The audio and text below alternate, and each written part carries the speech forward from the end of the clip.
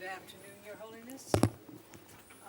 We asked Diana Chapman to present very briefly some statistics about the occurrence and distribution of patterns of addiction that we feel will prime what Mark Lewis is going to be presenting.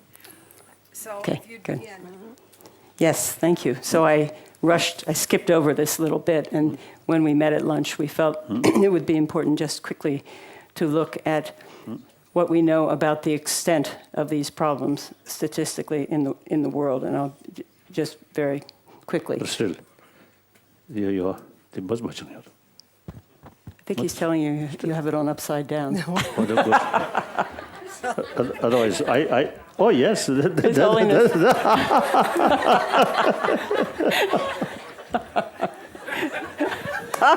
How's that? Yes, now it very works good. Better. Very good.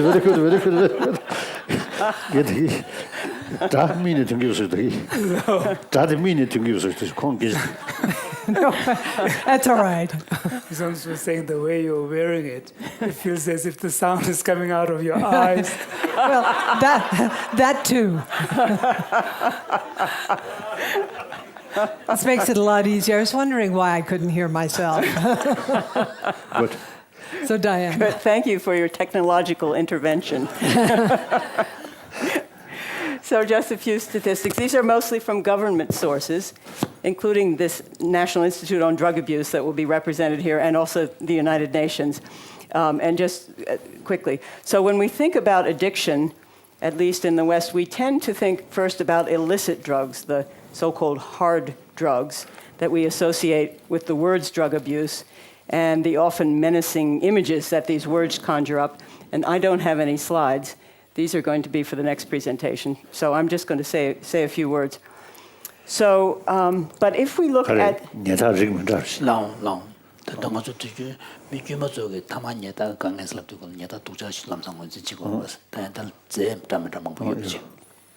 So if we look just at mortality data, people who die, it's actually the case that tobacco or nicotine dwarfs the other drugs, the other addictive drugs, in terms of death around the world. And the numbers for tobacco are absolutely astounding. So in the 20th century, tobacco caused, these are estimates, of course, but on the order of 100 million deaths in the 20th century. And if the current trends continue, tobacco use will cause 1 billion deaths, up to 1 billion deaths in the 21st century. So we think about the 7 billion, 8 billion people on the planet, 1 billion people in that century dying because of tobacco use. In 2011, tobacco deaths across the entire world reached 6 million in that 1 year, 6 million deaths. And that number is projected to grow by the year 2030 to 8 million. And more than 80% of those deaths will be in low and middle income nations. Now that's because, as my discipline, public health in the West, our campaigns to stigmatize smoking, to make it unattractive, unappealing, to educate people about the health damage of smoking, those efforts have been reasonably successful. It's been a great public health triumph in the West. But meanwhile, the tobacco industry, the global industry, has imported this epidemic through aggressive marketing and advertising to the less affluent parts of the world. So that's, I think the word evil is not too strong a word for that. Every 6 seconds, 1, 2, 3, 4, 5, 6, someone dies of a tobacco-related death. Tobacco accounts for a full 1 in 10 of all adult deaths. Up to half of current tobacco users will eventually die of a tobacco-related disease. So in terms of preventable death and disease around the world, tobacco is the addictive substance that does the most harm. Public health enemy number 1, we like to say in my field. But then, as I said, death and disease are only 2 markers of damage and of suffering, and they're the easiest to measure. We have the data, they're collected in hospitals and so on. And so those are the statistics we tend to collect and to focus on. And when we consider the pain and the despair that reverberate through families and through relationships and societies, the impact of alcohol and other drug abuse is huge. So alcohol abuse, and part of the distinction, of course, is alcohol and other drugs create these behavioral impairments that Richie spoke of. Tobacco, not so much. Tobacco destroys the body, but doesn't create the dysfunctional behavior that reverberates in people's families and lives. 그래서 저렇게요. 나를 간다 지 수군내고 수군내고 잡으면 또 그냥 직sem 그 돈을 줘봐 얘보다 내가 돈을 시하면 너보다 지라는 거야. But it is addictive in many of the same ways. So alcohol abuse accounts for something like 2.5 million deaths a year in the world, around the world. And among younger people, those young people we talked about, but in this case between age 15 and 29, it's over 300,000 deaths a year, which is a full 9% of their deaths. So it's one of the most important causes of death in that age group. Alcohol plays many roles in social life in many cultures. It's believed among the substances that we humans have used to change our mood and change our perception, alcohol is believed to be the one that has been used by more of the Earth's people in more places and times than any other. When we make comparisons across countries of the impact of alcohol and its abuse, we find that the central role that's played by cultural factors, not only in the way alcohol is used and regulated, but also in the very definitions of the nature and extent and source of the problem. And you saw from Richie's slides some ways to define these problems. So that makes it difficult to compare the statistics across countries, but we are getting better at that. Next, after alcohol, we wanted to mention drugs. Illicit drugs. Illicit drug use globally accounts for somewhere between 90,000 and 250,000 deaths every year in the world. And those are mostly premature and they're mostly preventable. And they're from causes such as unintentional overdose, taking too much of the drug, not intentionally, but enough to die from doing that. Suicide, so intentionally, right? HIV and AIDS, as you know, I'm sure, acquired in part through contaminated needles, but also through sexual practices in drug subcultures that expose people to those viruses. And then trauma, especially motor vehicle accidents. So in 2010, the UN estimated that some 150 million to 300 million people worldwide had used an illicit substance at least once that year, and between 15 and 40 million were problem drug users. Now, those estimates have quite wide ranges. If you think 150 million to 300, 15 to 40 million, that's a wider range than one would like in terms of precision. And that's because it's difficult to obtain these data. So we don't know quite as much about these problems as we would like to. But there is absolutely no doubt that drug abuse exacts an enormous toll. And we will be discussing that impact, as we say, from many angles. So that's, I think, a good sort of beginning for our session this afternoon. And I just wanted to make sure we had some sense of the magnitude of the problem before we went on. Okay, now how do I get it off? Thank you, Diana. Diana.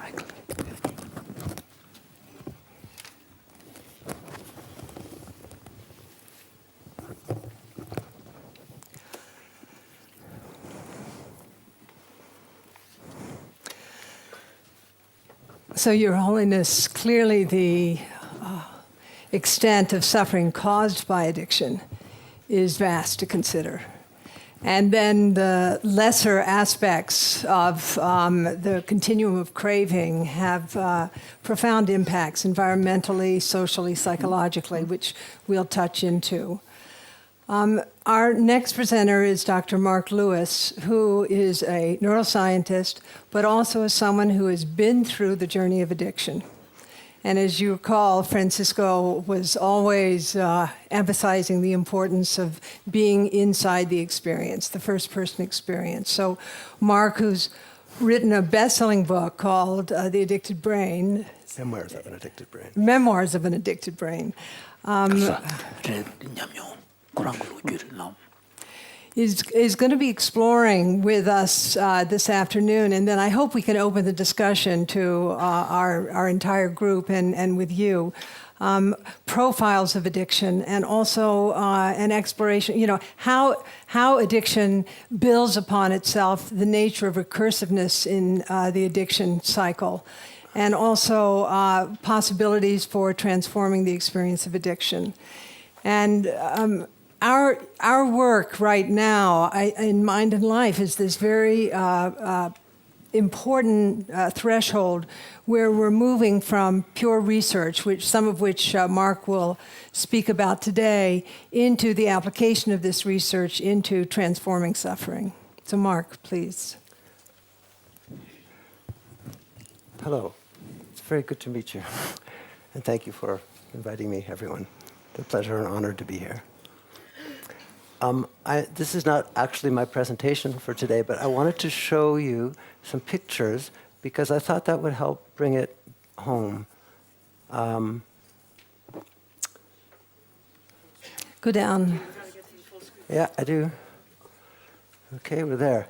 Yeah, so these are pictures that I've gotten from the web in different places of addicts, different kinds of addicts to drugs or drink or sex addicts or food addicts. Okay, it just gives you a feeling of how much these people are suffering.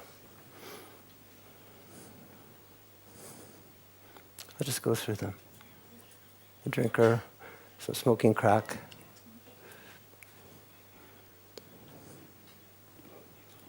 Someone sentencing someone to prison for taking drugs, probably. A drinker.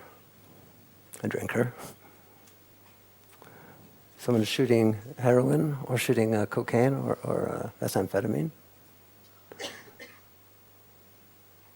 Someone who has used methamphetamine for a long time. She's probably in her early 20s. This is what she's looking like. Amphetamine, speed.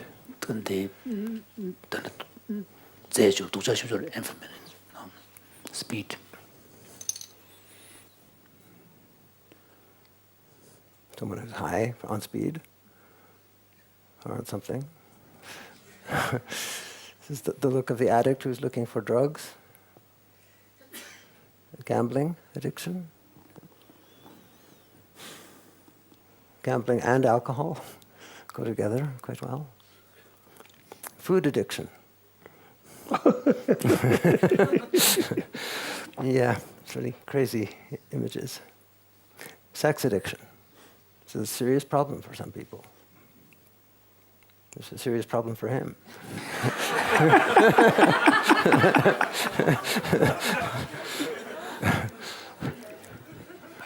Food.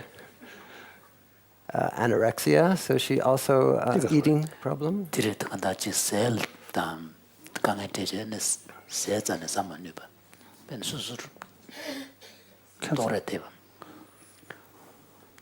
Mark, you want to explain anorexia? Yeah, anorexia, someone who starves themselves. They make themselves starving because they're afraid to look fat. And when they look in the mirror, they think they look too fat, but really they look like skeletons.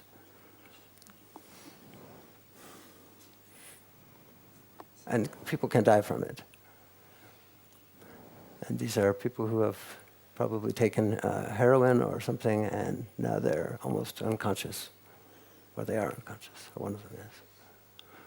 So, another picture of someone who's used probably speed for a few years. So that's some of the faces that go with it.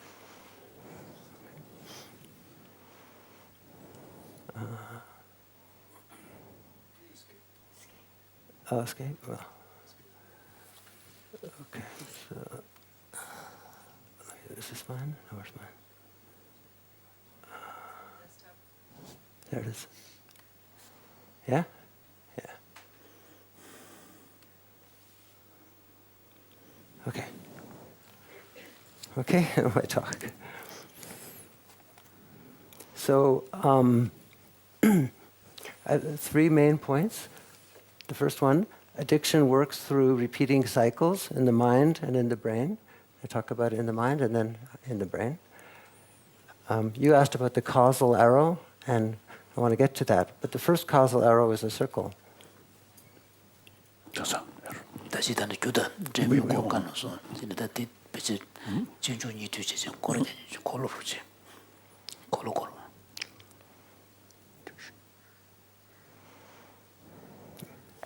Okay, second point is the central role of craving in addiction and how the importance in Buddhism also, and trying to make some beginning connection between craving and addiction and what craving means in Buddhism in terms of suffering. 거사리. 세바세들.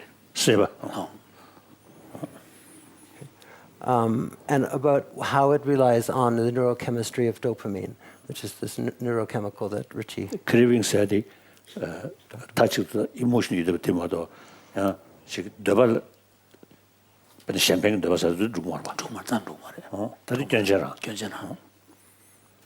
그 용어적인 로나 찾아왔다. 자기는 오케이. Okay, so more about craving and the neurochemistry of it, a little bit. And then last, to overcome craving, addicts have to learn to trust themselves.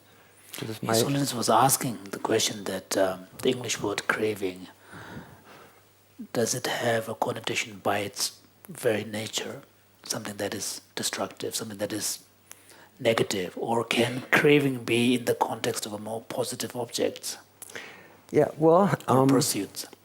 you know, I happen to have this book in my briefcase, so I thought I would show it to you. It's called Drinking a Love Story. It's a very good book written by an alcoholic. The point is, a love story. So this is one way to think about addiction. It has some common elements with falling in love and being in love. Well, if you crave the person you love, maybe that's not such a bad thing. But Because some cases is a person who often lose temper. And once they got wine, then become very peaceful. yeah. So, yeah, I mean, but generally, yes, craving is a bad thing. Craving usually means strong desire for something that you don't have it right in front of you. It's not there. You have to get it, and you're going to really work hard to get it and do something serious to get it. Okay. So I'm going to start by talking a little bit about what it was like for me to be a drug addict. So this was in my late 20s, from 25 to 30 or so. So a typical day might be I was going to school, graduate school at that time in psychology, but during the day, thoughts about drugs would increase and increase, get stronger. I try to make them go away. I better not do that. I said I wouldn't do that anymore, or at least not this week, or not before the weekend. But thinking about it more and more and starting to feel more excited about it. And then there's some snap where all your good judgment goes and you say, just to hell with it, I'm going to do it. And then after you're finished whatever you have to do, I would go out and buy some plastic from a hardware store, which I could use to open locks. And but in addiction, you always have to do something to get it. Like you have to buy it on the street or find someone to sell it or do something dangerous. Well, with alcohol, you could just buy it at the store, but if you don't have any money, that's a problem. But so then I would maybe get this thing and then go to a doctor's office. I wait till 5:30, 6 o'clock till all the doctors and nurses leave, and then I go in with my piece of plastic, and open up the door. And by this time, I'm very excited.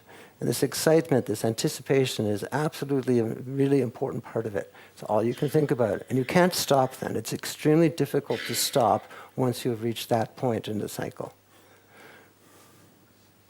Okay? 그래서 그 그 말단데 맨도 그만고 나는 그런데 제디 맨 그런 내가 쉽게 힘들잖아요. 내가 세바. 세바 쉽게 힘들어. 아니 가르치네 제시. Okay, so, and then I would, go and I would feel very hopeful, excited, hoping I would find something, a drug that I like, opiates for me, hoping that I wouldn't get caught, and all these things. But you're really going 300 kilometers an hour in your mind at this point. It's a different kind of consciousness, really. 어쨌든 뮤지스 보러. 네. 라로스는 직직이 시바세르 지지스 말베다. 그걸로 드라그 세일즈한테 지금 시바세르 지지스 말하는 단어 코란데 드라마 많이 건스 그래. 알레. 또 지우지 세바 숙지 몰라요. 다 코코슈 두고요로다. 알레. 두두두가로 총부제. 아니 또 건데 단어게 코란데 쉬고도. Okay. So then I guess I would find stuff, or I wouldn't, but usually I would. And then I would maybe go to some place where I could take the drug by mouth, or sometimes shooting it, injecting. And then maybe I would be afraid to go home because I had a wife. I don't have the same wife now. But then I might go somewhere else and just stay somewhere for 3 or 4 hours and just feel some peace and some relief, maybe even do some work, write an essay, but feeling much more relaxed. So that's maybe a typical cycle. Okay. 바사슈디. 그래서 세르도 그러다가 나온 로얄 시에다 그 담아 그때 맨데 세제 알레. 러시아 버라로 서로 샤데요. 근데 롤링로 자베 인자 나온 로만이 근데 사실 갖다 강버럽지는 진짜 그냥 수수 레아지하다 지용도 도서. So that means your wife not supportive No. about your. No. Well, that's good. Yeah. Good teacher. Well, she took these things a few times, but she didn't like them nearly as much as I did. I really liked them. But she was unpleasant in other ways. Onward. But these problems usually join together, right? So for me, over the period of maybe 3, 4, 5 years, I tried to quit probably 200 times, approximately. Sometimes I could quit for a stop for good. Sometimes it would last for a week, sometimes a few days, sometimes a few weeks, sometimes a few months. But the most serious part of addiction is not the physical part, but it's the psychological part, since you go back again and again. So that's what I'm most interested in scientifically. So continue. Okay. Want to mention one more thing. Richie was saying stuff about the personality characteristics, like poor self-control in children, and maybe that's a genetic factor, and it is partly responsible for addiction. But you said, what about environmental impact? I think that's extremely important. 90% of the addicts that I talk to, and I talk to a lot of them, it's environment. And for me, it was environment. Okay, so when I was a kid, I could eat half a chocolate bar and put the other half away. So I would do well in the marshmallow test. But my parents sent me away to school, and I was very depressed. And why did you send me away? Am I bad? And after I came out of that school, I was really messed up. Okay, so then I was in California, and it was 1968. And the rest is in my book. Okay. So yeah, environment, how important that is. Oh, I wanted to tell you one more thing. This famous experiment, which I think really captures this, it's called Rat Park, done around 1990 by Bruce Alexander. And what he did, he found normal rats in the laboratory, put in normal steel cages, one to a cage. If you give them a bottle of water and a bottle of morphine solution, they take more morphine and they get addicted. Okay? Typical, everybody knows, if you have morphine around, you drink, you get addicted, right? Except he would take these rats and put them in a special cage where there were several of them together so they could socialize. And they had toys to play with, rat toys, and wood shavings and stuff to do. They weren't bored. And they stopped drinking the morphine and started drinking the water instead, even if they were addicted. So they would spontaneously stop being addicted just because they were in a different environment and because they had each other. That's some told. No. So it really has a relevance to whether they were happy or not. Yeah. Exactly. Social. Yeah. So the social world is very important. I mean, imagine being in a cage alone all day. What else are you going to do? Okay. So anyway, 30 years later, I wrote this book, Memoirs of an Addicted Brain. I wanted to put together my experience of being an addict with the neuroscience of addiction. So I studied neuroscience of addiction for several years and wrote this book, putting together the feelings of it with the science, the neuroscience especially, different drugs, different brain effects, but especially addiction in general. It doesn't matter which drug or whether alcohol or something else. There are certain brain processes that are exactly the same. So I put that in my book. Okay, and that's what brought me here, I think, today. Okay, so now here's how it works. Here's a simple cartoon of a feedback cycle, a simple cycle that goes from drug imagery, thoughts and imagining about the drug, what it will feel like, what it looks like, what it tastes like, blah, blah, blah, to craving, more images, more craving. Yeah? Okay, round and round, gets stronger and stronger, and then, oops, do you want to go there? Yeah, there. Then comes doing. So finally, it leads to action. You go and you get the drug or the drink or sex or whatever it is. And that is further strengthening the loop of causation. Okay? So now we take the same cycle and we look at it in brain terms. Start with a trigger. The trigger, it can be something you see, like there's a pipe for smoking some drug, or it can be a memory. It could be somebody's phone number that you see. Oh, I can call this guy Joe and get my drugs. Or it could just be a memory. It can be a feeling in your stomach. It could be anything. Anything can trigger the process. That trigger is perceived. So you have perception in the back half of the brain, in the posterior cortex. Images. Wrong way. Images. And of course, the images are better than, well, you know, they're optimal.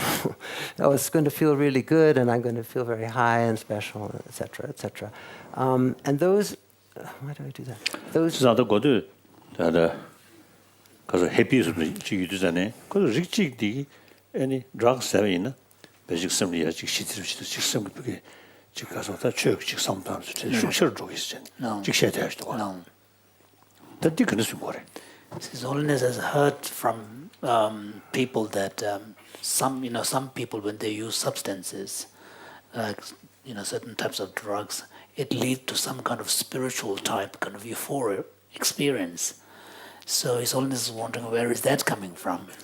I put that in a different classification. Some drugs are mostly harmful, but some drugs, like psychedelic drugs, LSD, mescaline, LSD, His Holiness has heard with respect to LSD. They have been used for learning for feeling connected to the world, for seeing the world in a different way, experimenting with your own perception. And in some cases, I think it can be positive. It can give you a different insight. But so there is still a kind of a delusory aspect to the experience. Probably, or maybe this is all delusion and that one's real. No. That's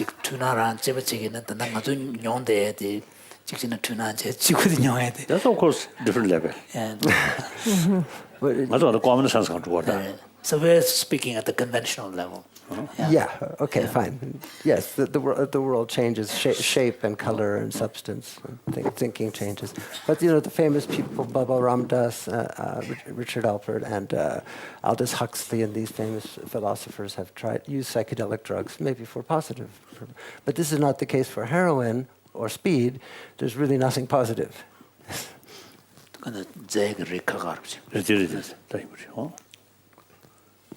나중에 뉘다 쓰다데 가래 예비로 예비래 단디 전화하게 된데들로 예 대표적 가리나 마로나 이나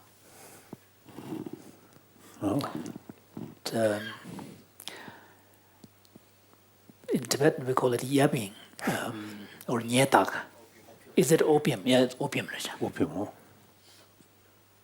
So that opium said that drug kare. So which category would the opium fall on? It's not in the psychedelic. No. No, no. So it'll be more in this. Okay. Opium is what heroin comes from. Yeah, that's Morphine and heroin come from opium. So it's the same type of effect on the mind. It's calming, soothing, warm, safe, feel relaxed. Now, I think if people do that now and then, the way some people have a social drink, probably okay. But it can be addictive, and That's right. often it is. yes. Okay? I mean, it's used as a painkiller, Yeah. but it becomes a mental painkiller, and then it begins to cause the pain that, as Mark will explain, it becomes the source of suffering, not the ending of suffering. Yeah, that's an important idea, because people will often take these things for relieving psychological pain, like we talked about.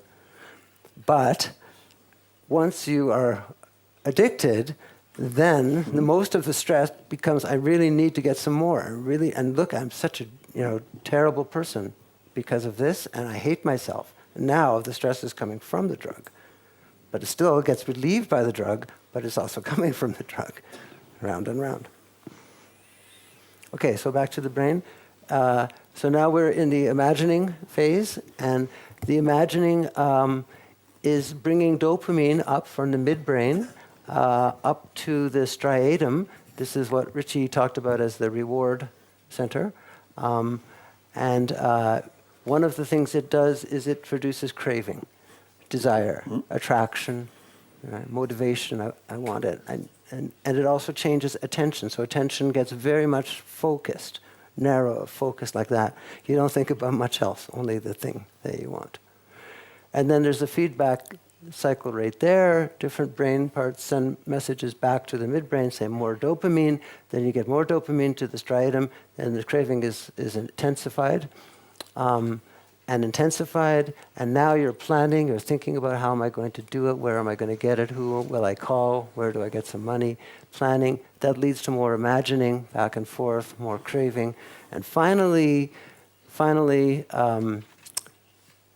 there's the information goes up to the motor cortex, of course, the motor brain, and now it comes to action.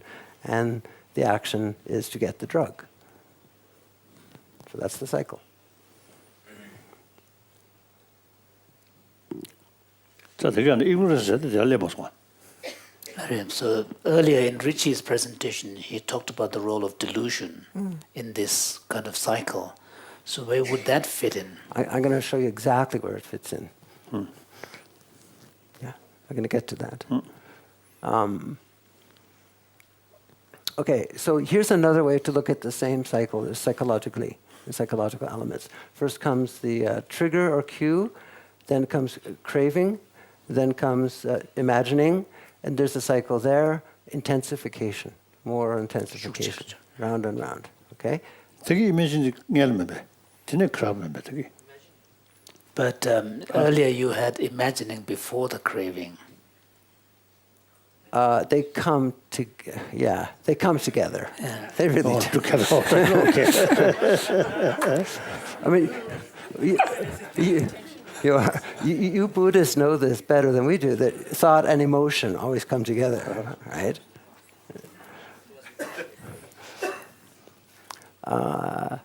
Okay. So common sense between shadow. Yes. Nearly imagination man, craving more. So even from a commonsensical point of view, without this kind of element of imagining or fantasizing, the craving may not arise. Sorry, Without the imagining or fantasizing, the craving may not arise. But first comes the trigger, which could be a stimulus. Sure. It could be a smell. It could be anything. That can already start off the craving. Kent will be talking about that tomorrow, I think. The desire, wanting system. Yeah. Okay. That's also one way to explain. Yes, okay. It takes very little to trigger the cycle. And then imagining is part of the growth of the cycle. And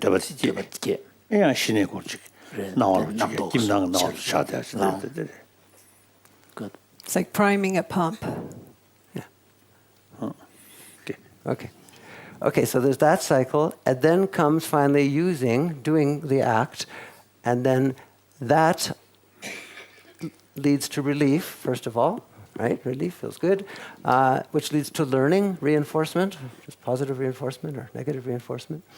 And then comes loss, because it only lasts for a few hours, right? So then you're empty and lost, and you feel empty, and so then you want to do it again. And that's how the cycle repeats itself. Now we have the cycle that's repeating itself over time. And if you look at that across the weeks and the months of a person's life, it gets, as it keeps repeating, it's changing the brain, and Nora will talk about that, and Kent will talk about that. It's changing the brain, changing the synaptic configurations in these areas so that you become more and more attached to this particular drug or drink or sex or gambling, whatever it is. Okay? And we can call that development. It's the development of a habit. It's a bad habit, but it is development. And we could also call it sensitization, because you become more and more tuned into that thing, that one thing. Okay? Okay, now for something completely different. The Buddhist perspective about existence and suffering, and I think there are some connections that we might want to think about. So in Buddhism, the little bit that I understand, there are factors, maybe 12 factors that interact in time, and they result in cycles of suffering or cycles of existence. So choosing only 5 of these factors that are important for this, we could say that suffering arises from contact, experience, contact, becomes a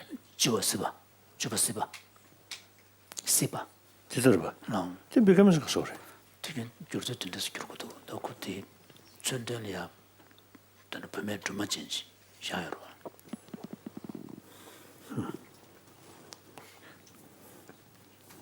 Okay. And craving is the big one that we can all agree is very important. And grasping, and especially the connection between craving and grasping, so important. And then becoming. Okay? So if we look at this in manifestations in addiction, how would we make a translation to the elements in addiction? Well, contact is the trigger, the cues or the thoughts, the stimulus, right, the perception. Then comes the experience, which could be pleasure or relief, the experience of the drug or the alcohol. Don't you want under the civil conditions and repository, some you want them shisum. Oh, but on the physical contact, she so in the actually the classical model of the wheel of life, the contact is really in relation to the arising of a perceptions. So when the sensory organ and the external object come into contact, that's what it is being referred to. Mm-hmm. But could this be when your eye lands on a pipe? Yeah. You say, oh, No. okay. No, the physical contact. Okay. Craving is craving. We know what that is. Pure desire that for something that you can't have, maybe, or hard to find. Grasping, and this is the planning and the getting of the drink or the drug or the sex or the gambling. This is the action. And then the becoming, I'm not sure what to say exactly, but we could say increasing dependence. So the cycle goes on to the next, increasing connection to the drug or the activity.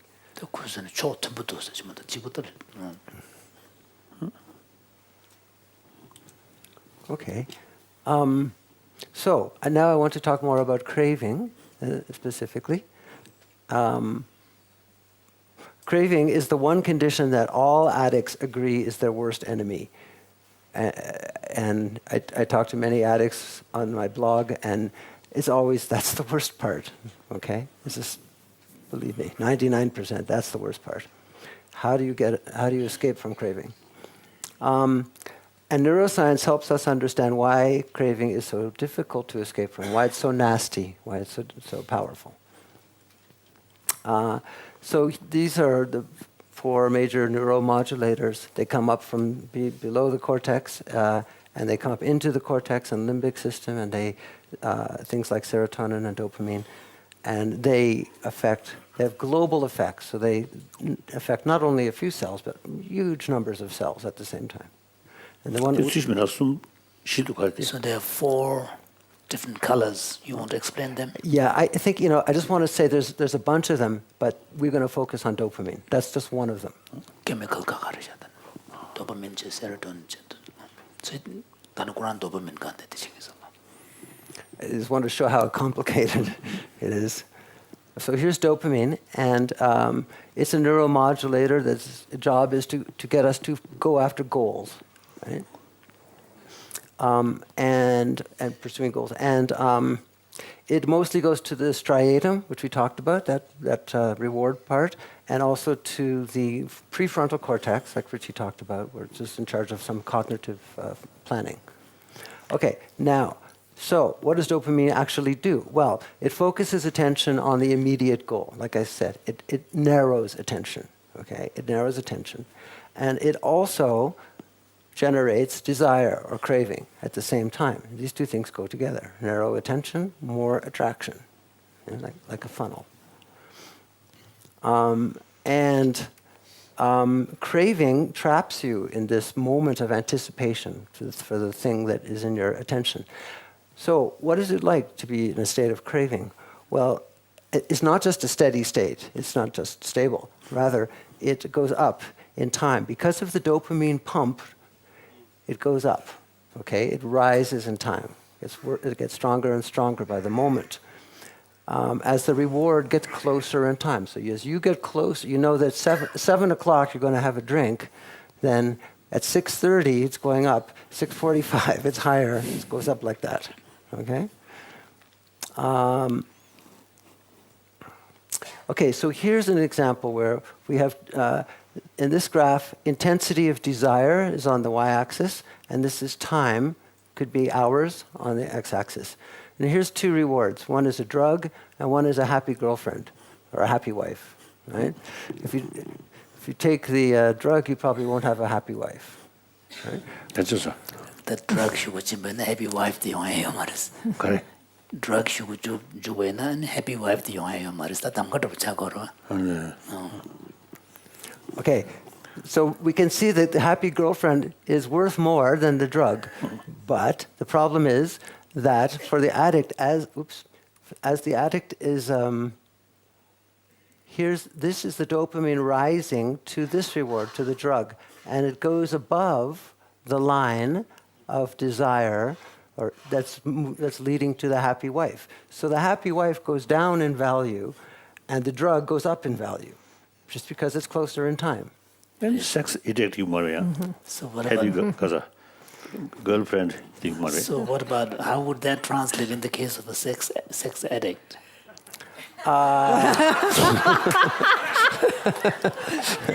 Good question.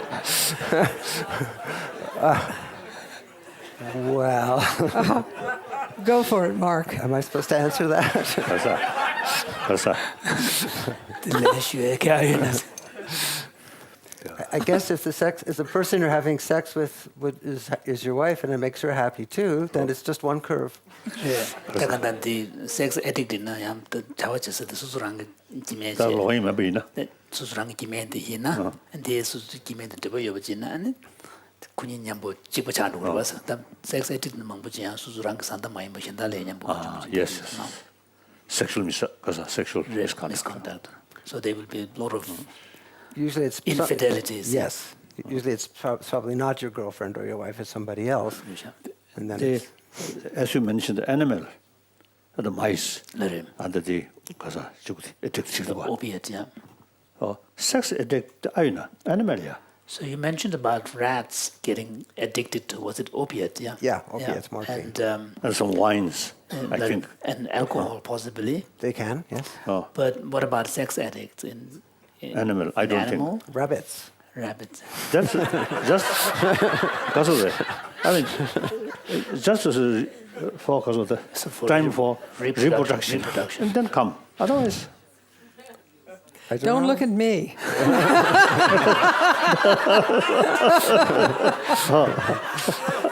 I think we ought to get back to opiates and off of sex. As the moderator, that's a request. No, His Holiness's point is that probably in the animal realm, the reason why one cannot talk about sex addicts is because sex is more in the context of a reproduction. Or not. With some kinds So, of monkeys, they just... biological factor. And nature. Without sex, no reproduction. So that's originally like that. They biologically go like that. So I think certain time, I think sometimes discipline animal better than human being. I think they just go, is it they? According to the natural pattern. Whole years of the door. Yeah. Even those birds, when There's a cycle Oh. time, yeah. when worms, insects available, then the chick. They lay the Come. chicks, yeah. Oh. Then other animal, autumn, when they have milk, you see, physical, more stronger, milk available, then give birth. So they adapt more to the environment. So I felt that's because of the animal, because of the sex addict. So His Holiness is wondering whether sex addict, the concept would make sense in the case of animals. Yeah, there are some monkeys. Bonobos are famous for this, for having a lot of sex. But maybe it's serving another function because it's a way to make friends.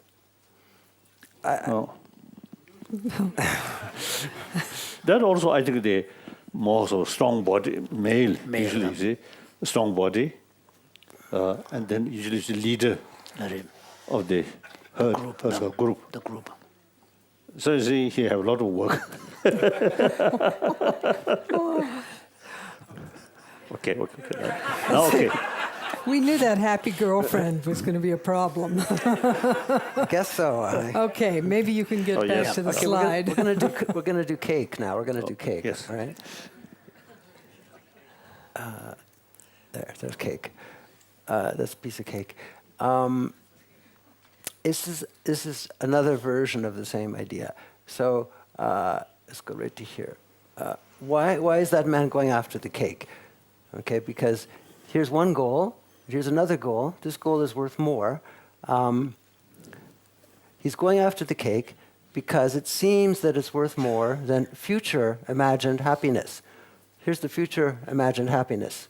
You asked about delusion. Where does the delusion come from? I think it comes from this. It's called delayed discounting because the future is actually discounted, like, 50% off, because it's in the future. The immediate thing, now the piece of cake, is the one that is coming up in 5 minutes. And so the dopamine curve, the blue curve here, the value is increasing here toward the cake, and that's what he has his mind on, the immediate reward, not the long-term reward. The long-term reward is registering down here, that blue line, because you see that blue curve, that dotted line? It's only there at that point in time. It hasn't gotten close yet, so it's still value low. But the cake is value high. I think that's the essence of a delusion. Kana craving you be couple ya pu with the betlu tanje kadu the catches see. So this is from the point of view of craving. Yes, Yeah. exactly. This is exactly what craving is about. Yeah. Okay. Okay. Yes. Crave, but shoji but chakwa sewa shiksubuji and the puja rangu the kaso the down my patent. Chawa is the young group. So His Holiness is wondering whether craving should necessarily lead to this kind of delayed discounting. Because someone could have a strong craving, but at the same time not forget the future happiness. Well, this is exactly the issue. Mm-hmm. This is what we have to focus on. If we can answer that question, then we can help to resolve the problem of addiction. That in the long term, 즉 다소 vision 여등에 야 그도 크레비 여도 연구로야. 그래, 단데 디스고, 다디 인자 다디 craving 유여바 가시지리야, craving 슈고 람삼 뭐 주버제제. 다르도 그 포기 때도 상당 토야 다 답시에 가려나서. 다디 So His Holiness is making the point that there could be individuals who, while retaining the vision of their long-term happiness, still experience craving, Yeah. but not run after it. Right. So, we talk about cognitive control and stuff like that, impulse control. But it's really very complicated because how much control do you have? And control is not stable over time, too. Control also goes down in time. So it depends sometimes how long you have to wait. But generalize lot of iron case to case medicine. Right. So His Holiness is making the point that it might really vary from individual to individual. Yes. Even animal. The 가서다만. 니투에 그둘이야. 그래서 저거다 어쨌든 사용 거로. 그래요 여러분. 네. 숙심부터가 쉬우시다. 저거다 저거. 네. 레디는 일찍 템용이나. 다 지난 디사가치는 저거 일 수기 삼아지 고싱도. 다른 거 심으로. So, for example, in the animal world, you can see some animals who are wary of a trap, Right. and they're tempted to reach out. They're hungry. It's good. But some animals, crave there. the craving is there. They're able to resist. They're The not virtue much of restraint. Yeah. The virtue of restraint. Yeah. 그 부자는 거 상당수. So they're thinking about the long term Yeah, but consequences. these individual differences is not just one person and another person have to. The differences change in time. As you become more addicted, you become more of the type of person for whom that is very difficult, right? 네. Yeah, that's true too. And even the animal who's wary of the trap has had some experience That's before right. of the trap. That's right. It's not necessarily in the genes. He's learned something. Some people, That's a true experience. Yeah, so we some- human being also, you see, true experience. yeah, We learn, yeah. that's right. Mainly, 그래서 다 이신레슨의 experience 가 So mainly, for example, any kind of conviction that you have often comes from a experience. Yeah, yeah. And a lot of alcoholics get better without any treatment because one day Yes. they say, okay, this is really bad. This is wrecking my life. I'm going to stop. Well, that's like the animal who learned about the trap and learned how to be wary. So there is learning. Right. Yeah. So it's learning in both ways. Yeah. I mean, maybe you can say something more about that. I mean, you can learn from positive feedback, you can learn from negative feedback. Addiction is actually a learned behavior. As you say, it's developmental. Yes. You're learning both ways. A part of you, the more primitive part, is learning something very stupid and simple. This is what I want. This makes me feel better. That's all. Another part of you is learning, this is bad for me. I need to find a way, a strategy to be smart. So very different kinds of learning at the same time, maybe.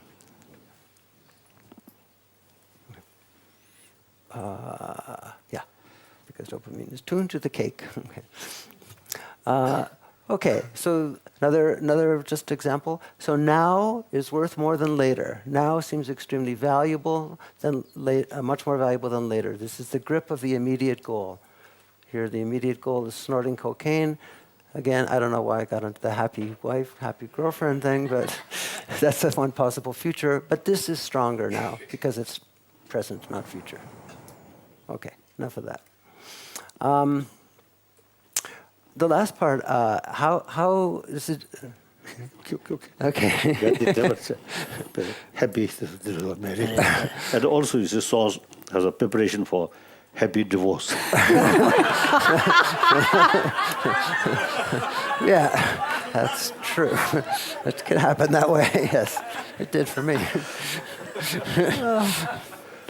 Okay. Okay, so now more about how do we deal with the problem? How can addicts learn to say no? And how can they trust themselves to carry through after so many failures? This is a big problem. So after you've failed 10 times, 50 times, 100 times, how can you believe that you will ever succeed? It's a really big problem. And if they cannot trust themselves, so I say, well, I'm going to stop this for sure this week, I'm going to stop. But you can't trust yourself. Then who can you trust, right? Well, they trust the drug or the drink. That's the only thing they can trust.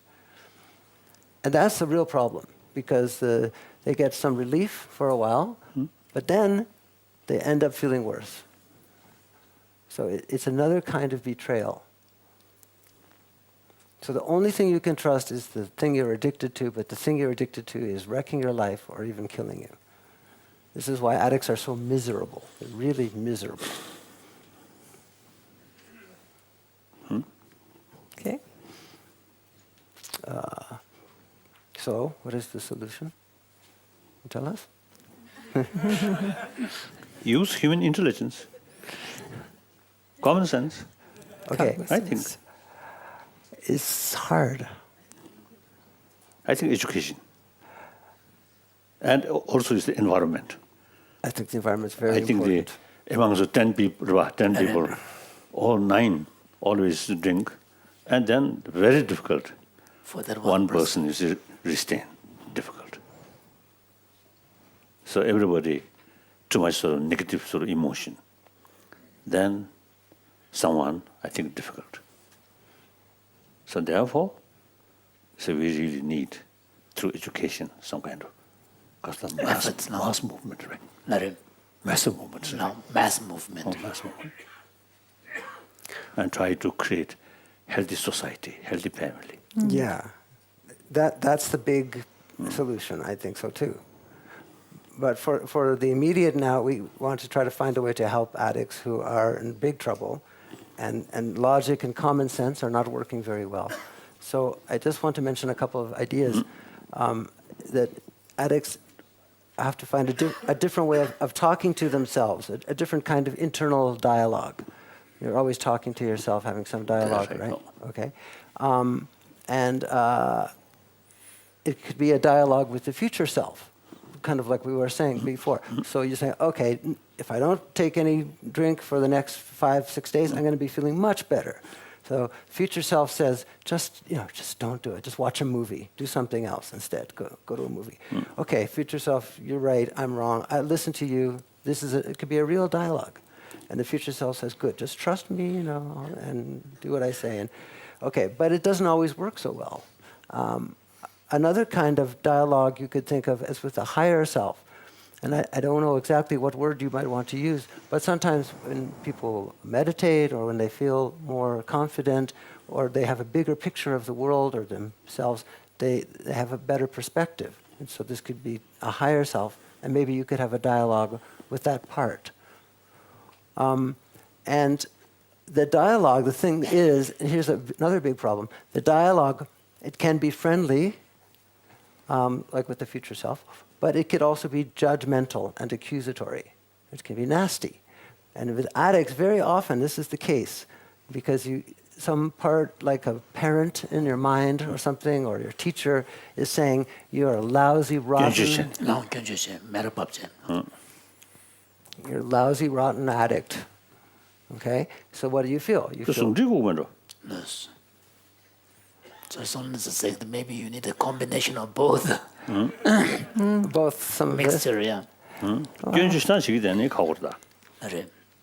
So, but the judgmental and accusatory approach alone doesn't work at all. No, it doesn't. But there may be some balance. Hopelessness. It leads to anger, hopelessness, and so on. Exactly. This is what I want to say, yeah. It leads to anger. This is Yes, that's right. It's and this, in the mind of the addict, these things are going on. You want me to stop, but I'm a rotten person. I deserve to be miserable. That's right. Yeah, they say, to hell with you anyway. I'm not going to listen to you. Go to hell. That's right. Okay, so these are different kinds of internal dialogues that maybe you could have. And I'm just going to end now in a minute. Yeah. So my opinion is that somehow the internal dialogue, like any dialogue, it has to arrive at some agreement. And I think one word for that agreement is to say a feeling of self-trust. where you are telling yourself to stop, but you're also trusting that voice, okay? And I just end by saying, I think that's what happened for me when the 200th time that I tried to quit finally worked. Each time before that, when I said I'm going to stop, I usually said, well, I'll stop for at least 6 months, or I'll stop, except maybe, when I'm out of town or on holiday or something like that. And it was never, I could never believe it completely. But one time I said, I will never do this again. I hate this. It's killing me. It's not that I like it. I don't even like it. I hate it. And then I listen to that voice and trust that sounds, I get it. You can do this. You can do this. And then people stop. And the days go by and you say, hey, I'm stopped. I'm stopped. Okay? So some kind of self-trust. True. Very important. Wonderful. Thank you. Thank you, Mark. Thank you.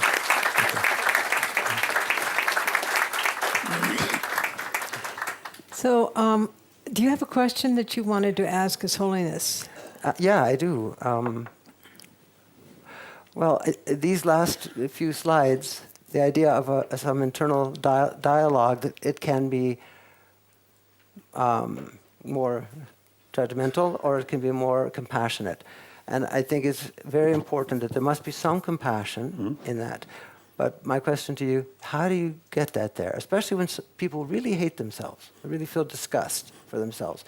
How do you help them? How do you teach them to feel some compassion for themselves?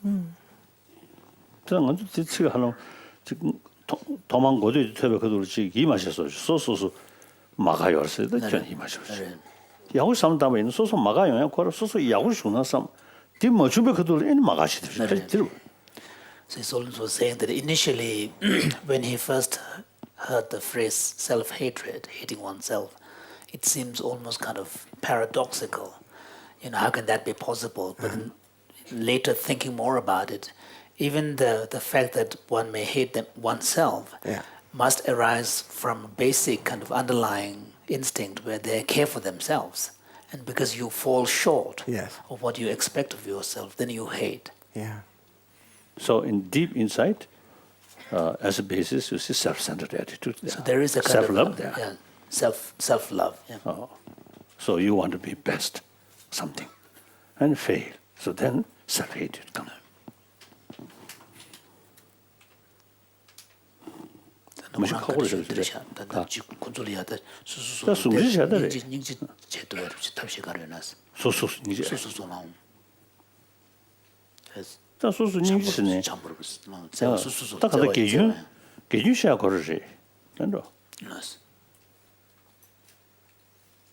Even like those someone who really feel something very negative towards himself or herself, I think they also may sort of appreciate if someone sincerely showing genuine concern of their well-being. Then eventually, once they find someone, they can they develop full trust. Then I think some even little harsh word. You see, then you see, I think the other person and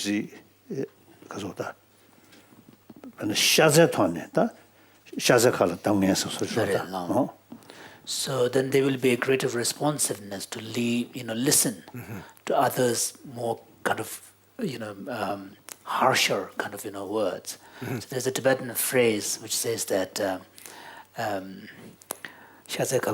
the mouth of someone who cares for you, there may be harsh words. Yeah. Yeah. So Mark, maybe... So ultimately, you see, they must should let it develop trust. Otherwise, very difficult. So ultimately, the important rule here again, love, compassion. I think that's absolutely right. And in treatments for addiction, a lot of them involve a group. So you have a group of 10 or 20 people who care for each other, talk to each other, they listen to each other. Oh, you did that. Well, I know what that feels like. And it's not the end. And that kind of talking can be very helpful. And Sarah's also going to talk to us about some treatment methods that use some compassion.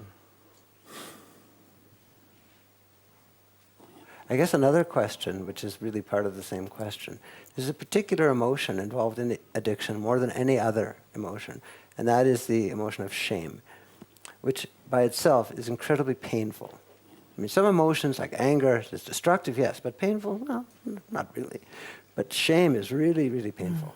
So when addicts have this huge amount of shame, how almost nothing gets through. 어서 싶어 최요스는 약속을다. 네. 다한테 인지 집에지 취지다 저거지면 심슬로전 찍다거라 야 담바로 또 먹을수도 와. 길디슬로전에 배진다 배직 세드메 버스지. 심슬로전에 찍다 세드메 버지. 진짜 찍 가서 우리가 찍되게 넘기다 찍 가서 그래. 고안은 다 좋아. 뒤지 해면도 숨기. So generally, absolute 쉬우시. didn't turn them into solution.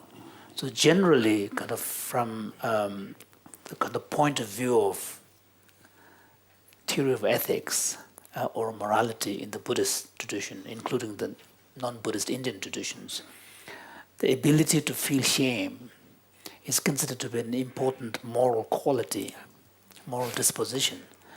But here is Holiness is saying that but when you use the English word shame, there might be some complication because sometimes, for whatever reason... And also guilty.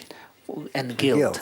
So for whatever reason, sometimes when people talk about shame or guilt, there seems to be almost a sort of an absolutist connotation that somehow, it's like irredeemable, irreparable. So that is what probably makes the problem. Yeah, North Americans are they're not very good with shame. They're afraid to use it in their parenting. And like you say about harsh words, you need harsh words sometimes when you're raising children.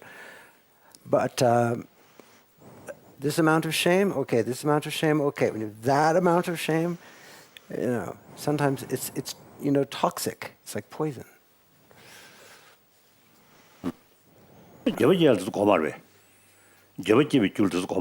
So, but in order for someone to be able to feel remorse, you do need the ability to feel shame. At the beginning. Addicts start with that. They know what they're doing is... So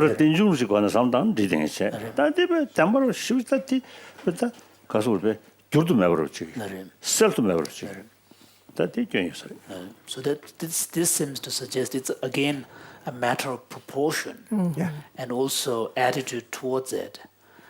Something like shame. If you relate it as if it's irredeemable or irreparable, then your relationship to it's going to be more destructive. I mean, His Holiness mentioned remorse. And I think that, this would follow in the Buddhist context, the experience of shame, remorse, then follows vows, basically making a commitment not to repeat. But I'm wondering, from your point of view, Mark, what the role of remorse plays. Yeah, that's a good question. It doesn't work very well because it can, but people who are serious addicts, most addicts, 80%, 70%, they get through it. They're okay. They're going to be okay. But there's 20 or 30% who may do really terrible things and feel terrible remorse, and it cuts off. It's like part of the personality dissociates and goes elsewhere. And you can't process it anymore. You just simply cannot process. I've done a horrible thing. I beat up my whatever, happy girlfriend, or whatever, and it doesn't go anyplace after a while. So that in itself is probably not the answer. Well, it comes then to the question of, how does an addict apply an ethical perspective? Or is an ethical perspective at all useful for an addict in terms of shifting behaviors? I think that's a really complex question. So again, it sort of comes back to having some harsh words, but in the context of some compassion. Well, ethics is a direction, right? It's a vector, it's a direction pointing in the right way, a way to be. If that can be done in a field in which there is some compassion and support, then yes, I think it can work. But addicts also have a real allergy to anything that has morality to it. Oh, that's interesting. So even in, like AA, it seems like there are ethical values within probably the biggest treatment program in the world, which is AA and all of its variants. Yeah. And that those values are shared within the context of the meetings, as Right. in the community process. Right. So I'm just curious then, where the two questions that we're, looking at right now. What is the view of ethics within that treatment protocol? And where does remorse stand, when an addict or an alcoholic stands up and is transparent about, having broken their commitment? Where does that stand in terms of that protocol? So that's a good example. They do have a very strict protocol.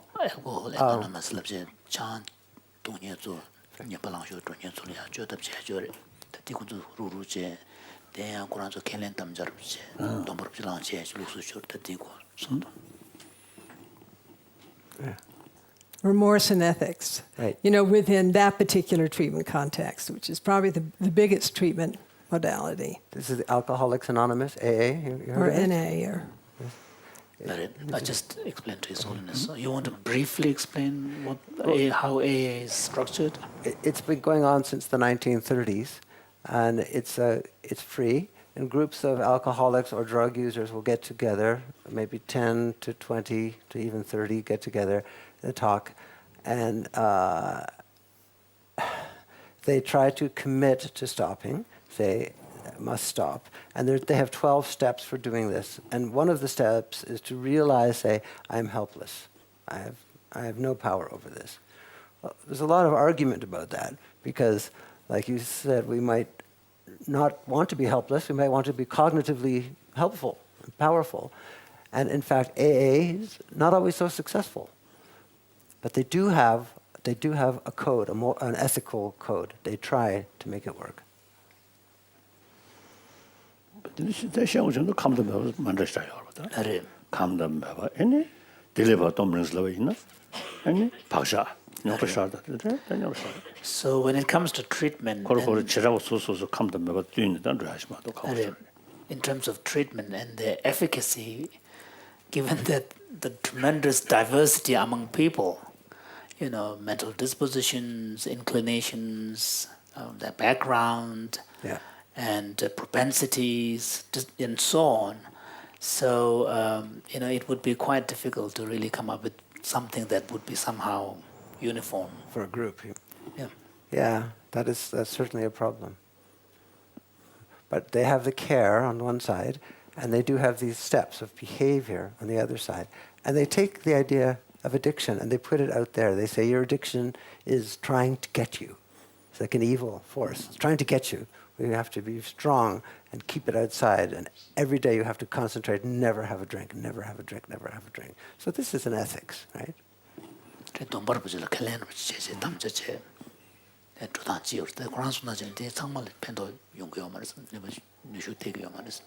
또 소소분지 호블레스 소치 상록화대에 시장 잡으려는 호블레스 디아지 용으로. 소소배 야매 주셔야지. 폐지 열이. 다야베 심슈 든지 폐지 딩데 하세야 싶으시죠 소죠. 다야베 가수래. 왜 법으로 배 차장 제세야 호블레스도 거다시도. 폐지 레벨이 요소다. So even in the case of of hopelessness, there could be many different types. Some of which could be arising from the fact that you have lost complete trust or confidence in yourself, and your state of mind is so down. And then some form of hopelessness may be stemming from actually much more aggressive state of mind, like anger or hatred. 폐지 연구를 생각이. So His Holiness feels that there could be different kinds. So, 그렇게도디 즉 호플레스 직세 딱그 samlun emotion manda mangu jig draw pejare.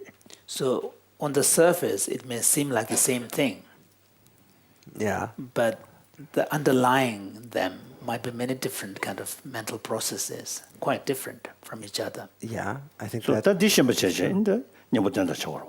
So in order to develop an effective treatment, you need to be able to take into account these differences and the kind of uniqueness of the different situation.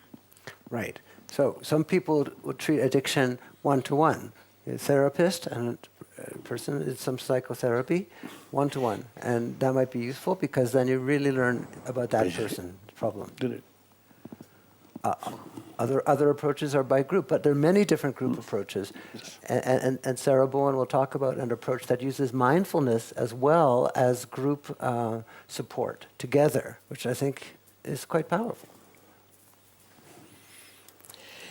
You know, another question I'd like to ask you, and also address this to Richie and Kent, is, do you think that knowing how the brain operates in the process of addiction is useful for a person who's addicted?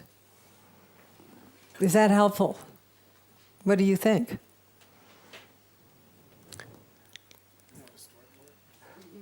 I think it can be very helpful. People struggling with addiction who bought my book, read my book, I got a lot of email and letters saying, this has really helped me, and I was surprised by that. I didn't think it would help. I wasn't supposed to be a self-help book. But they said, now I understand why the feelings of craving are so powerful, it's so recursive, to keep coming back, and why it's so difficult. And there's other things about psychological mechanisms, ego depletion and stuff, ego fatigue, and Maybe you would define ego depletion or ego fatigue for us.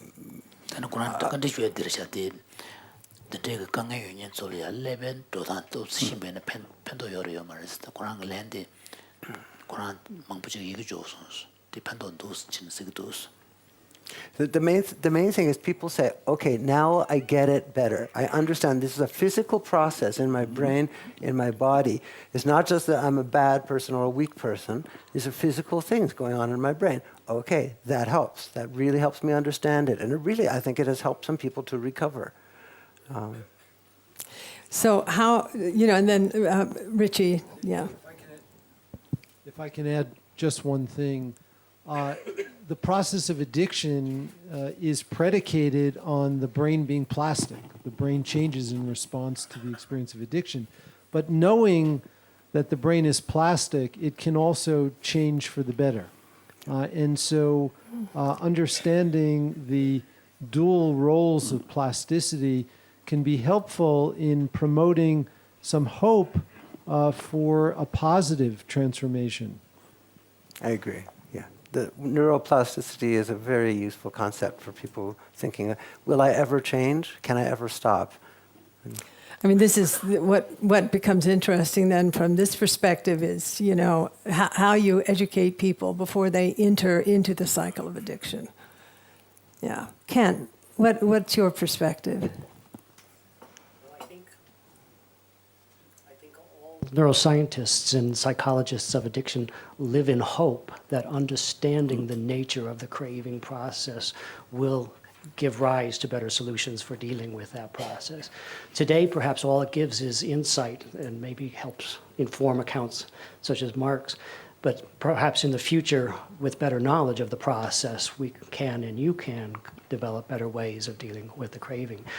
Today, we owe Mark a debt of gratitude, I think, for illustrating how compulsive this kind of mechanism can become. Such a vivid account. Thank you. Thanks. Anything you'd like to add on that? Not really. Okay. All right. Well, I think one of the things, it's an interesting threshold that, where does knowing how the brain operates, how is that going to affect our capacity to actually transform our behavioral patterns? One more thing. We can think about neurally inspired behavioral interventions. That is, interventions which are based upon our knowledge of the brain, so that we can actually target specific kinds of training to particular particular components of the addiction process. So if we can understand through neuroscientific evidence which particular components of the cycle that Mark illustrated may be most problematic, perhaps training procedures can be developed that specifically target those circuits. One of the really interesting ironies in this whole realm in neuroscience is that we can actually produce a more specific change in the brain through behavioral methods than we can through any pharmacological method that we now have available. And so we can actually develop specific kinds of training that are targeted to specific brain systems. Yeah, I think that's an excellent point. And Repeat, can you, Richie, can you repeat the last point, the contrast between the pharmacological Yes, intervention versus the behavioral? So taking a by drug, citing an example. well, when you for the drugs that we know that affect the mind, they're blunt instruments. Then that's because they affect chemicals that course through many different parts of the brain, because these chemical systems are systems that are not just found in a specific location, but are found in a very distributed way. And so that's why when we take these drugs, when people take these drugs, there are side effects. But you can target in a very specific way through behavioral training circuits and produce a more specific effect in the brain than can ever be produced by taking a drug.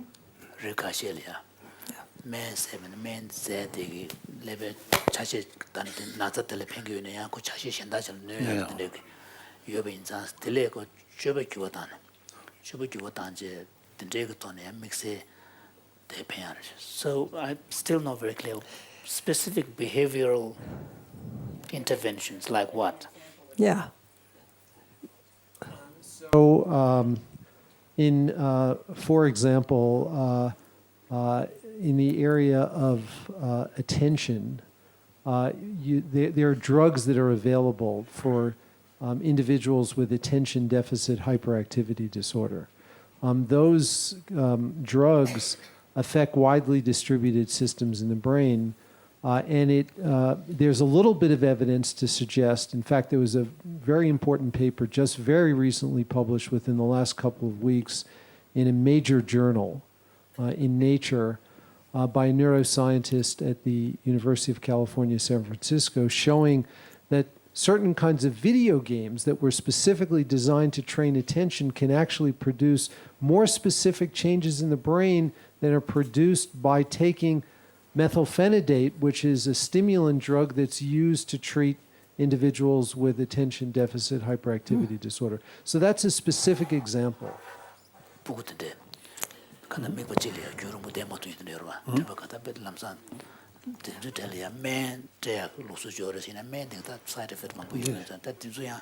Video games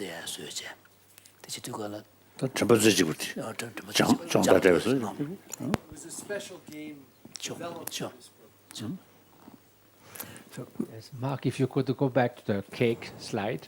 yeah, So there you compared a particular moment where the craving for the cake is stronger than the blue line below, that is considering the benefit of the long-term happiness. So, and you say the craving for that is stronger. So, but I think you agree that what you are comparing are different natures. You are not comparing two cravings. The first one is clearly deluded because it expects much more than what it will deliver. That is a temporary, ephemeral sort of pleasure, followed by shame, disappointment, disenchantment, and so forth. So we are comparing not with another kind of craving that is deluded, but possibly with the part of flourishing through other means that will give rise to a life of fulfillment. So first, maybe the intensity of the motivation incentive will be different, but you're also comparing things of two different natures, isn't it? No, I don't agree. I think that's not the case. You're putting the effect before the cause. The reason it's diluted is because of the curve. Otherwise, the delusion is built into the curve. That's the only reason why it's delusional. It might be just as delusional to want to be slim in 6 months or something.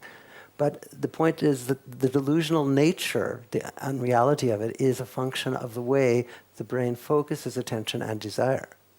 So if I may add something about the blue that is still there somewhere, that in your mind is more valuable, but you may still have that long-term perspective that you sacrifice. Yeah. So the cake started with the image. You have a chocolate cake right in front of me. That image is very strong. Yeah. Okay. So I get caught up in that curve and I forget the indigestion, the taking weight, and there's something more valuable possibly than eating chocolate cakes. But, I may use the fact that there is still some perception of that long-term goal and then turn my mind to the state of inner peace, of inner satisfaction that this state will bring. And suddenly my trigger, my image will be changed. I could lift my gaze and look at the Buddha, and that inspire me peace, compassion, and suddenly the chocolate cake is gone. Right. So in that way, even it's weaker at that time, you could still use that to refocus your mind and help that grow in your mind so that you are no more deluded by this chocolate cake. That may seem then anecdotal once you got back to the bigger picture. I agree with that. That's because, yes, you can focus on the long-term goal by adjusting your attention and looking above the short-term, so to speak. But even now, if you picture that inner peace to be free from that kind of strong craving, that freedom also has a quality that you can appreciate if your mind is focused on it. Yes, but it doesn't have to do with cake. You're French. You know the value of cake. It's not delusional. Cake can be a beautiful thing. It's about where these things exist in time and how the mind perceives them.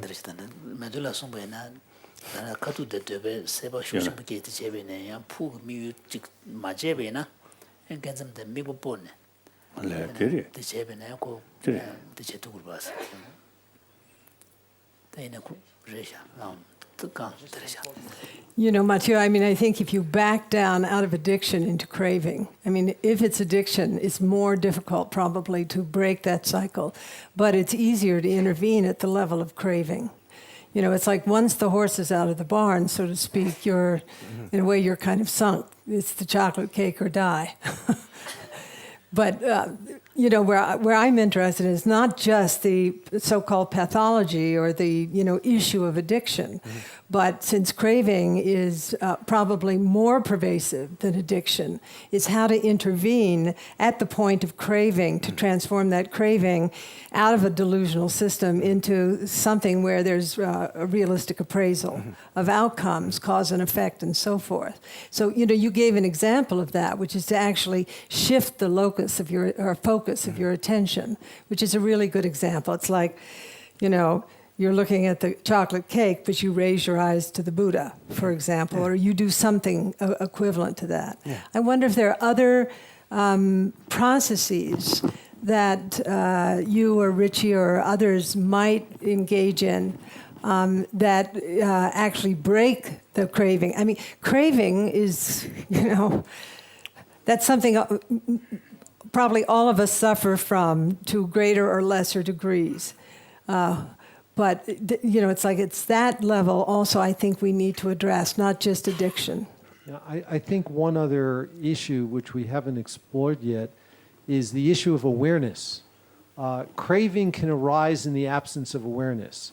And when craving arises in the absence of awareness, it can actually cause behavioral changes that are habitual and automatic. And if we can bring awareness to the point at which craving arises, it at least affords the possibility of greater freedom and control, and we can intervene before the automatic craving actually produces its effect. And so I think that one of the critical components of contemplative training may be the issue of awareness and awareness of internal signals that may be non-conscious but potentially rendered conscious through training. Yeah, wonderful. Arthur. First of all, thank you very much, Mark. I'd like to kind of go back to the couple of remarks you made. First of all, I don't think it's a mistake to have the happy girlfriend motif. And I say that not just to be humorous, but actually I was thinking of your own situation with regards to your parents. And the importance of a loving, supportive environment. And I remember reading, I think it's nice you're hearing about another study with regards to Vietnam vets. When in Vietnam, 20 or 30% of the Vietnam vets were addicts. They came home, and I think 5 or 6% stayed addicts, and the rest basically did like the mice. You know, they were in a better environment with wood shavings and friends, and they managed to change.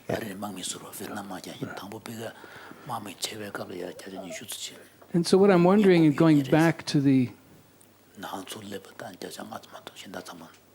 in some sense, to the origins of that impulse, which somehow is a positive impulse, an impulse to be loved, to be cared for. It is a pretty foundational, valued goal. It's a valued goal, and so there it is as a child or as an adolescent, and it's taken from you, or it's in jeopardy, or at least you perceive it that way. And so, in some ways, this is a kind of substitute or counterfeit. I mean, at least I don't know how to say it. I'm just asking this question.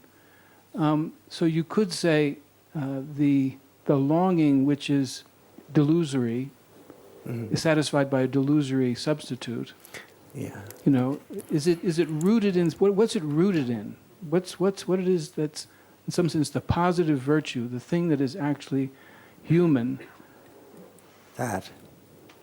Towards which all of us would aspire, and which in the case of the addict, let's say, gets diverted, captured, and a substitute is put in place, a counterfeit. Yeah. I think you can. Can you wait a second?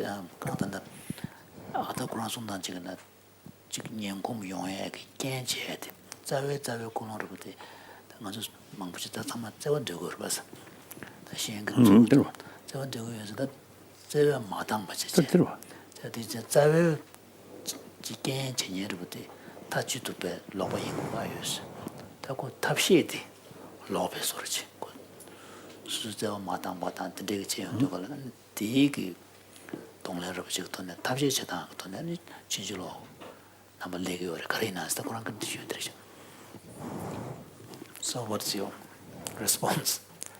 So, yes, my choice of a happy girlfriend or wife was probably not arbitrary.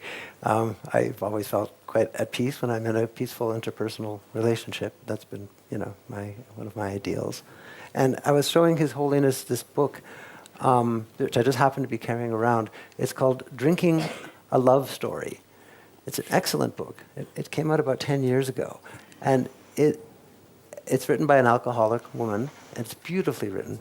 It's beautifully written. Yeah, it's just wonderful. Well, she calls drinking a love story, and this is not an accident. She is in love with alcohol. It is soothing her, it is relaxing her, it's taking care of her, it's structuring her, it's directing her, it's helping her. It's doing many of the things that a loving parent can do, should do. And I think that's a really important perspective on addiction. Many times the addictive substance is taking care of you in a way that you would have liked to have been taken care of by someone, by a person. And in the short term, it produces a state of consciousness which feels almost non-dual. Very connected or smooth or free of suffering. That's right. These drugs are, pretty well developed. They do a good job of what they do. And yet we recognize, some aspect of us recognize that this is a substitute or counterfeit for something which would be more genuinely interpersonal between two people. We recognize it sometimes at certain stages, right? But you can fall into alcoholism, it's fairly easy because people drink socially all the time, and it's kind of before you know it, after a while, and then you're already in a process of some denial, and then a little more denial, and then that denial becomes part of your rationalizations. You're thinking, no, well, that's not a problem. Yeah, I drink. I drink a lot, sure, but a lot of people do. And so when you say you realize that it's a substitute, that realization is not always available. Yeah. It often comes at a certain stage. At which point shame starts to come in. Yeah. And then the question of whether And there remorse. is a loving presence who, in some sense, is infinitely forgiving. And I was going to ask you about the role of forgiveness. I mean, shame, and if I think each one of us has something about which we are ashamed, and perhaps even repetitively. I think that's a great point. And then, in my own consciousness of thinking about these things, do I forgive myself? Mm-hmm. And it comes back to that almost like higher self you were speaking of. Is there such a place from which I can be forgiven in myself? Yes. And one manifestation of that is the hug. That to me, that's the antidote for shame. But when I've got 2 7-year-olds that I'm raising, my boys, and when they feel shame, too much shame, I just hug them. Because they feel better right away. It's because it is the manifestation of that. Here is a place from which you are seen to be fine, deserving, of love. So Arthur, I think your point is really important, that the use of these substances, including addiction to technology, drug, sex, rock and roll, whatever it happens to be, is a kind of counterfeit. And what we're really seeking is connection. We're seeking love. We're seeking to actualize the part of our nature, the part of our mind, which is, based in goodness. Yeah. And our suffering drives us toward these behaviors, which lead us to fundamental disconnect. I mean, addicts are very disconnected. Yes. Whether it's sex or technology or whatever it is that you're addicted to, or substances. So that longing for connection, for oneness, is really a fundamental, human capacity that wants to be realized. So I just would like to go back to your work in education, because I think this is important. It's like, how do you create the context within the learning experience, also within the family setting, that avert behaviors which cause so much destruction for individuals and communities, and really environmentally, as you were describing it. Could you say something about that, Richie? What you've learned from... Well, what we've learned is several things. First, we've been working with groups in public school settings from very adverse circumstances who have very difficult family lives. And we've actually, in many of the schools that we're working within, for example, 70% of the families qualify for food stamps. It actually has been challenging to incorporate the family into the things that we're doing. But we have gotten reports from the family members that the experiences that their children are actually having beneficial impact at home, because the kids are actually able, in certain cases, to experience when challenging emotions and destructive emotions begin to arise, and before they then act in ways which would be quite negative in their consequences, they want to go, they do various things to calm themselves. So this is in 5-year-olds. And so they're able to incorporate this. And of course, there's a lot of variability in the extent to which children really incorporate this in their daily lives, but some do and actually bring it into their home life in ways that have beneficial impact on their homes. I think that Ideally, it would be best if we can incorporate the whole family system and do this in a more integrated way. And eventually, I think we'll be able to do that. And the initiative at Mind and Life in this area will incorporate the family as well as the child. So I think that this is clearly something to work toward. Thanks. Diana? So a couple of things come to mind apropos of many comments, Arthur's. And Mark, thank you for your really wonderful presence. Not just presentation, but presence. So you mentioned AA, and I agree with you. And part of some of my studies involved looking at AA, Alcoholics Anonymous, this self-help group that has been ubiquitous and has had a very big impact. It's one of the predominant treatment programs, other than the medical ones that exist. And there are problems with it. There's no question. So the first of these 12 steps, the first one is, I admit that I'm powerless over this, I don't have the exact words, but over this illness, and I give myself up to a higher order. I give myself over to a God. And so for some people, you've talked to Your Holiness a lot about how many of the world's people now are not believers, so that eliminates a large number of people. But there's some people who have been tremendously helped by this.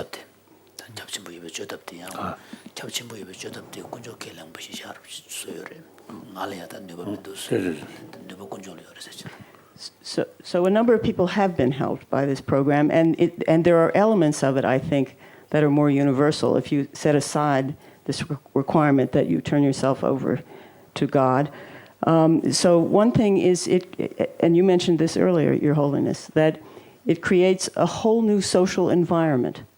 So you have been in this world of people who are drinking, and everywhere you turn, as you said, there are 10 people and 9 of them are drinking, and you're the only one who's abstaining. That's very difficult to sustain. So you join this other social world, this world of Alcoholics Anonymous. It's anonymous. Everyone calls each other by their first names. They tell their personal stories in great detail, as we've heard Mark do. There's a great trust involved in doing that. I'll tell you my story, and others will encourage them and thank them for doing that. So there's a kind of a social connection there.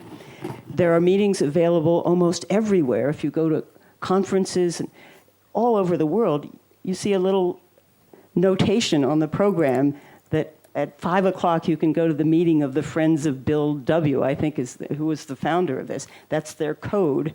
And so you can slip off to this meeting wherever you are. And so that's one piece, this totally different social context. A second one is, part of what you do in these 12 steps is you make an inventory of the people you have harmed. You sit down and...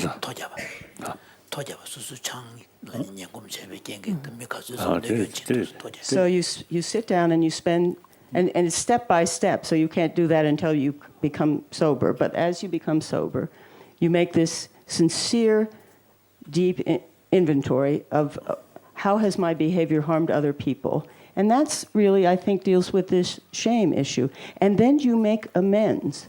So there's a commitment to try to make amends to those people that you've harmed.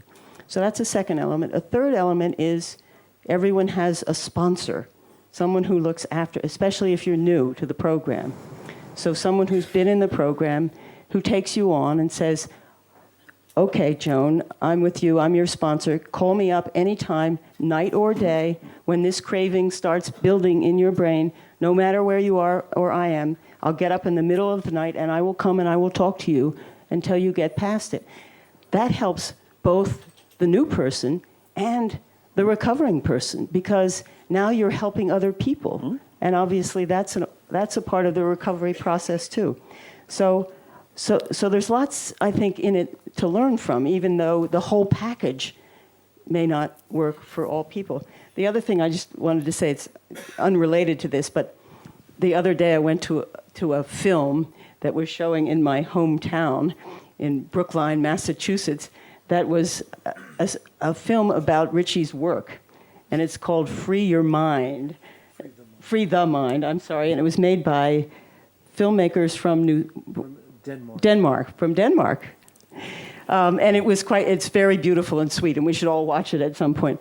But there's a moment to this issue about your question, Roshi, about does it help people to understand how their minds work. There was this very young boy who was struggling mightily. He was in 4th grade or something? He was in preschool. I was preschool, and he was terrified of many things. He had a difficult childhood. Correct me if I get and he was afraid to go on the elevator. And that was embarrassing and shameful for him because in the school building, you had to go up the elevator. And so they gave him a little glass globe with colored particles in it. Have you ever seen one of these that you shake it? A snow globe? A glass globe?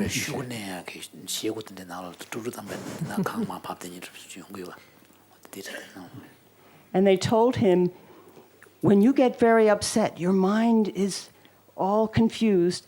It's just like this globe. And they gave him the globe. And they said, if you're frightened, shake the globe and watch it.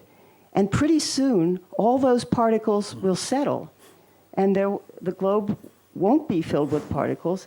And it will be calm. And you can do that too. That's how your mind can become calm. And he, as you watch this story, and he finally was able to overcome this fear because he had this mental image of what was happening to his own mind and his emotions, and it was very touching. So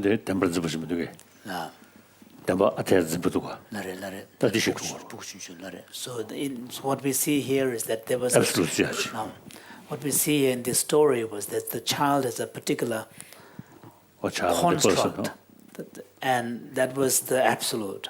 So once the child was able to see that it could change, it could settle down, that solidity became dismantled. He would hold this object with him just to remind him. About the difficulty of the first step, saying I'm powerless, I have to refer to higher authority. I think if we were to look in Buddhist context, we'll say, yes, now my faculty to fight that is small, but to recognize that, acknowledge that we have the potential for change. And to be convinced of that, and it may take some time, but in the right direction, I can do that. And that prevents also the problem of guilt. That means I am bad, I'm intrinsically bad, that's how I am, it's grave in stone, and nothing can change. And so that then the shame becomes guilt in the sense of I'm fundamentally bad. So if you recognize the potential for change, yes, I've made mistakes, there are causes and conditions and environment and many things, but the potential is there, and then you can see that even now you feel sort of powerless. So it could replace that. Or neuroplasticity, if you want to use scientific terms. So as somebody who's been through it, do these perspectives make sense to you? Mm-hmm. Yeah, I'm just thinking about everything that's being said. Is this like sort of a... I mean, when you're caught in the cycle of addiction, in that more extreme form, are you able to really appraise things realistically in the way that Mathieu is suggesting? No, I mean the solidity of the thing is the problem. It becomes a stricture. It becomes rigid, and leaves no room for alternative action. And so what was said earlier about the loss of free will, I think it makes a lot of sense. So where does choice function in here? Because I know that's a theme for you. Well, yeah, I mean, I guess maybe I could just, I guess we're getting close to the end of our time, mention that there are 2 or 3 major approaches to addiction. At one extreme is the model that addiction is a disease, because it changes the brain and in ways that are disease-like. At the other end is the choice model, which is that you're making a choice. It might be a bad choice, it might be a stupid choice, but it's still a choice. Okay, and somewhere else there is the idea of self-medication, that you're taking something you need to feel better because you feel crappy. So that's the third approach. What I'm hoping to get also from this week is Your Holiness's perspective and other people's about, because craving is so important in Buddhism and it's so important in addiction, how do we then see addiction as branching I'm finally losing my voice, branching out from normal development, a branch, a nasty branch, but still a branch from normal development. It is a way that the personality configures itself, just like other personalities configure themselves in other ways, because craving is common to all of us.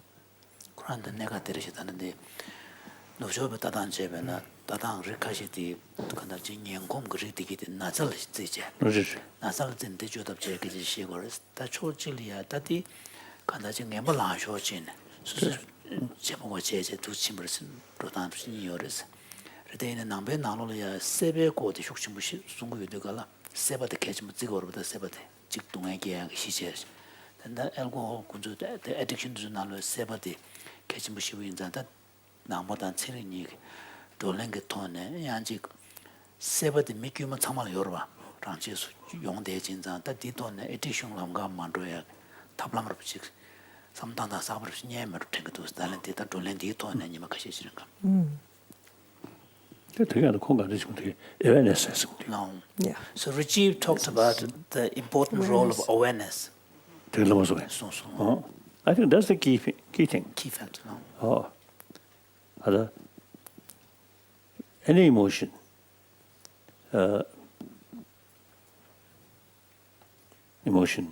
here this in the sense some kind of strong sort of the feelings of Feeling, it. So there are two kinds of emotion: one constructive, one destructive. Generally, I feel those emotions which now for example, strong sort of the empathy, sense of sort of concern of others' well-being, and when you see other sort of the suffering or difficulties, even tear. So there is a strong emotion there. But such emotions usually is very much related with awareness. And actually, such sort of emotion, such strong sense of concern of others' well-being and emotional level only come through training.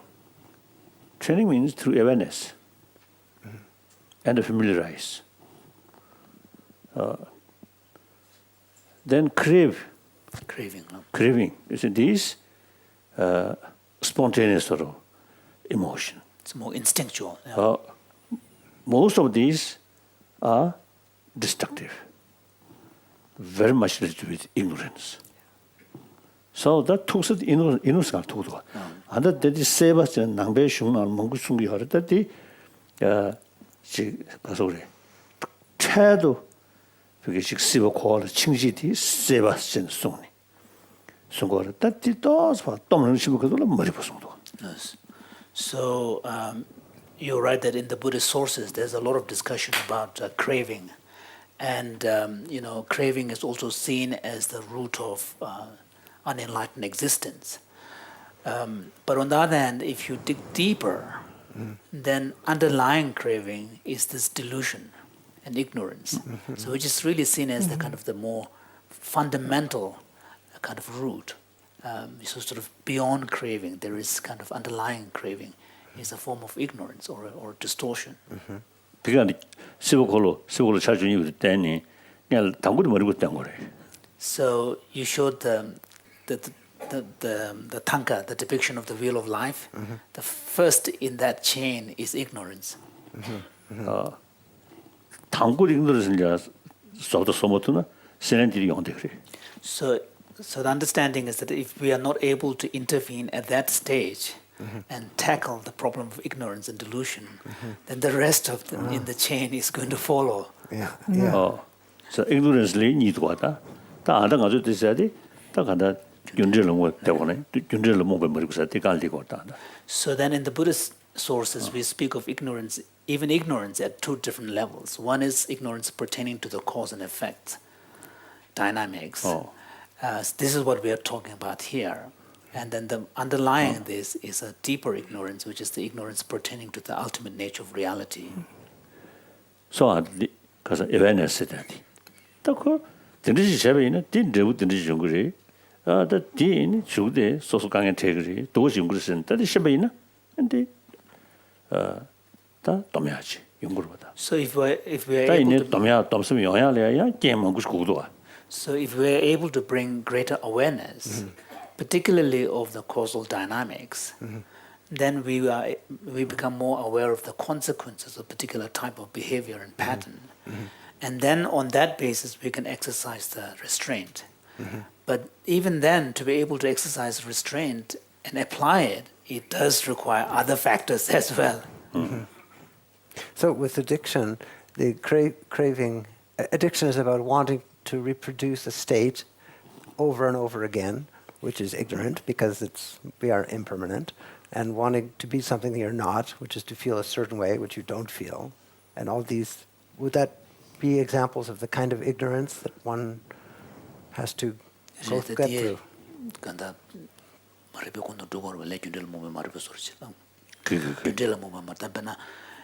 Craving 세배 숙청부 레온데 근데 세배 제일 규제다 되는 되게 연구를 삼 자원은 주 근데 이용해요 말로 한 겨도 세배 콜로 주 고려인데 가 대직 메시버지 되는 레온거로 와서 말해보지 당연히 세버서 코레 당연히 그거는 유무제한테 타치도도 유무제는 샤베인데 제도로 타치 유무제랑 저거보다 디자인 가졌어. 대인서 단에 세배 콜로 주는데 간다 그날 메시버 차치 레온거로 와서 딜리고로 무슨 살리고로 베레샤 동네 좀 미시버사지도 시비시샤 등거는 저러다. So the statement of the Buddha that the source of suffering is not knowing or ignorance is really a profound teaching. Obviously, everybody do not want suffering, and yet such sort of the problem, health problem, this problem, family problem, health problem, due to some addiction. Yes. These are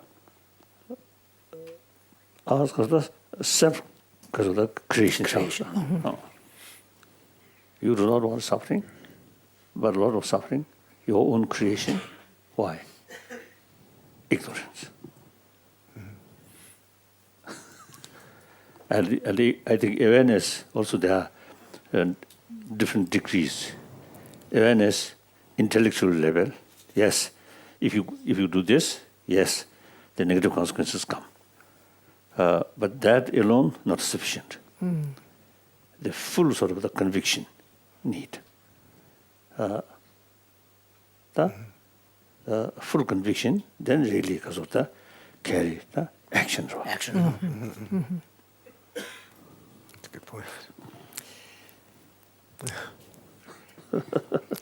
Okay.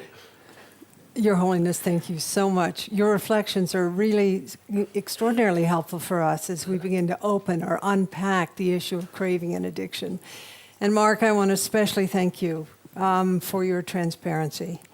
It is very powerful to have somebody who was caught in this cycle and also who went through the experience of recovery and, made a world that is benefiting others from your direct experience. So thank you so much. Thank you.